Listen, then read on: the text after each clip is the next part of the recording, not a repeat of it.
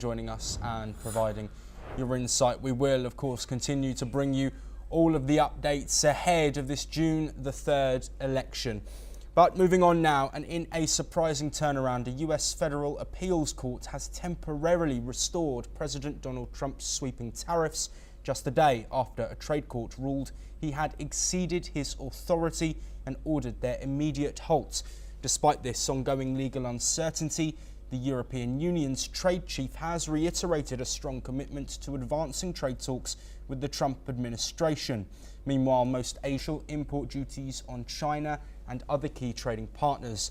Trump's trade advisor Peter Navarro called the ruling a significant victory for the administration during a press briefing.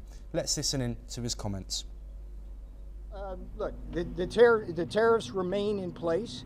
The court told us, they didn't all but tell us, they told us, go do it another way. So you can assume that even if we lose, we will do it another way. And I can assure the American people that the Trump tariff agenda is alive, well, healthy, and will be implemented to protect you, to save your jobs and your factories, and to stop shipping foreign wealth, our wealth into. Meanwhile, on Fox News Channel's special report, US Treasury Secretary Scott Bessent commented on how America's trading partners continue to negotiate in good faith despite the court's ruling. Let's listen in. You know, we have not seen any of that in terms of our trading partners. They are coming to us in good faith and trying to complete the deals before the 90-day pause ends. So we've seen no change in their attitude in the past 48 hours. We stay in North America now, and a federal judge in Boston has extended an order blocking the Trump administration from stripping Harvard University's ability to enroll international students. The move comes amid escalating tensions between the White House and the prestigious Ivy League school.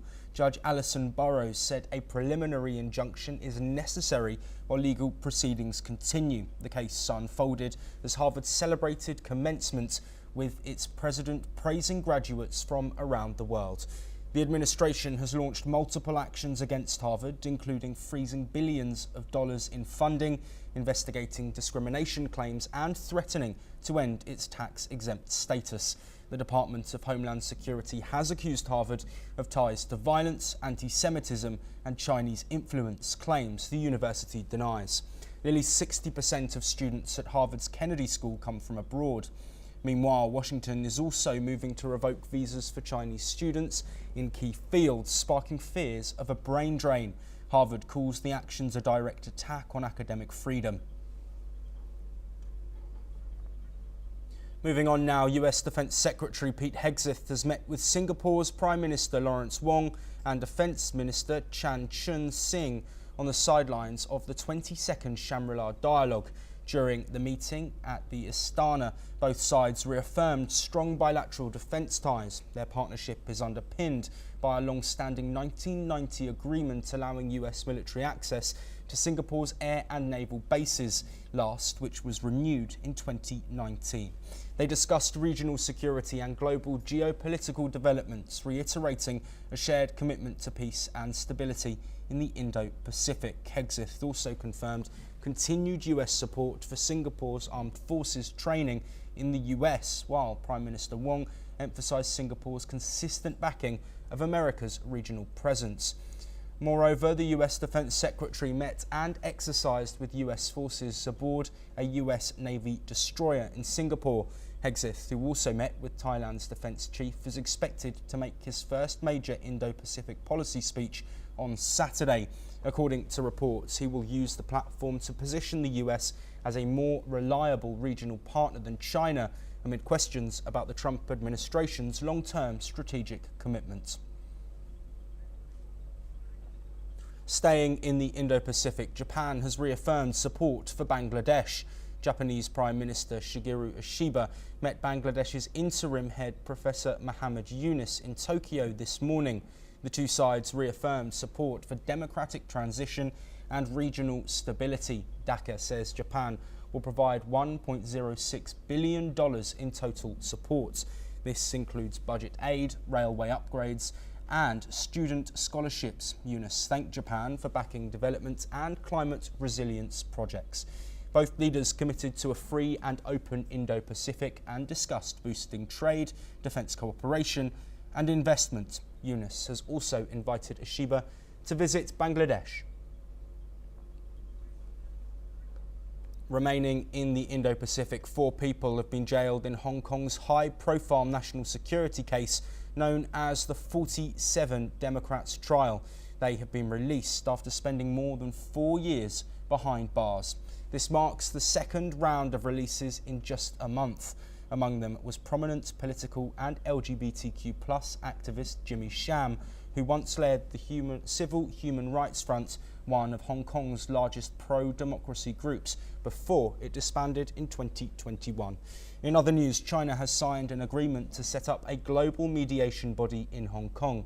This new organisation aims to be on the same level as the International Court of Justice. China has also become more active in global affairs recently.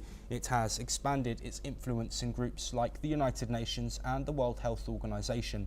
This comes amid the United States taking a different path under President Donald Trump.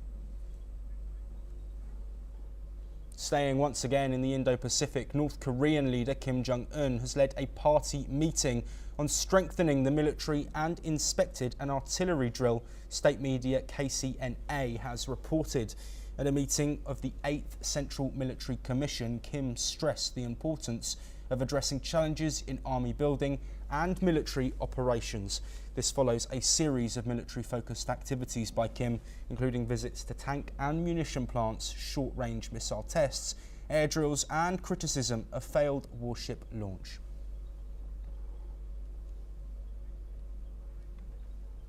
Heading over to Europe, centre-right leader Luis Montenegro has been reappointed as Portugal's Prime Minister. He, however, faces the challenge of leading a minority government after an inconclusive snap election results. Let's have a listen. O Presidente da República indigitou-me para formar governo. Essa será uma tarefa a que me vou dedicar nos próximos dias e, portanto, vamos dar sequência àquela que foi a vontade do povo português, materializada no resultado das últimas eleições.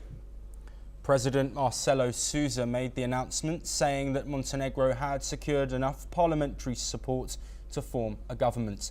Montenegro's Democratic Alliance won 91 seats, short of the 116 needed for a majority. The far-right Chega party took second place, marking a shift in the country's domestic political landscape. The Prime Minister has ruled out any cooperation with the Chega party. Well, that's all we have time for, but we will continue to bring you more of the latest breaking news from across the world.